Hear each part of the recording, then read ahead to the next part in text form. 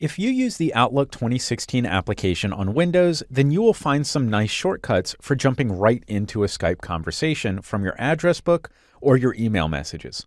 Let's start by going into the address book section of Outlook. So I'm already here in Outlook. I'll go down to these buttons near the bottom left and I'll click on the address book. And of course, here I have a list of my address book contacts. You'll probably have a lot more listed. I only have a few here for demonstration purposes. So of course, I can select a person that I want to talk to. And then if I look below their name in the address book card, I can see these 4 buttons. I can use these buttons to start a text conversation in Skype, an audio call, or a video call. There's also a button here to send a new email, but that doesn't have anything to do with Skype for Business.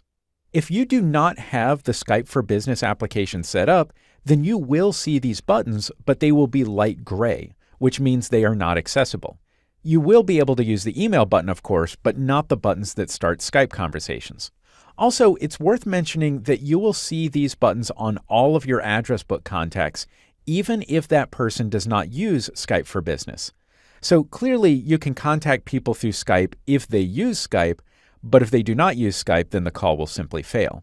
So before you call somebody, you might want to confirm that they are a Skype for Business user and they are currently available. For example, Stuart has this green check mark next to his icon in the list of address book contacts, and I can also see that green check mark here on the contact information itself. So I know that Stuart is using Skype and he's currently set to available. If I look at Leah, I can see the yellow icon. That means that she is an active Skype user, but she's currently away. So with that in mind, I could contact Stuart through Skype for Business right here. I could just choose whichever icon I want to use for whichever type of conversation I want to start. But before we do that, let's look at another option. Let's jump over to the mail interface in Outlook, which I can do by hitting this button in the bottom left corner. And I'll select an email message that I received from somebody. And I can see his information here on the email message.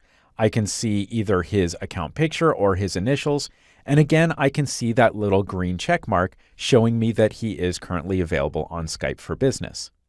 If you see that, you can point at that icon, wait for this little panel to pop open, and then you have buttons to start a call right here. So if I wanted to start an audio call, for example, I could just click on that button. It will place that call. In a moment, he will answer that call, and we can go ahead and have our conversation here. And of course, when we're finished, I can just hang up. It will close the Skype for Business window, and it'll drop me back here in Outlook. So that's pretty much how it works. Now, we saw some shortcuts in the mail and address book sections in Outlook, but we did not look at the calendar section. You can use the calendar in Outlook to schedule meetings in Skype for Business, but that's a much bigger topic, and we'll be covering that in another chapter.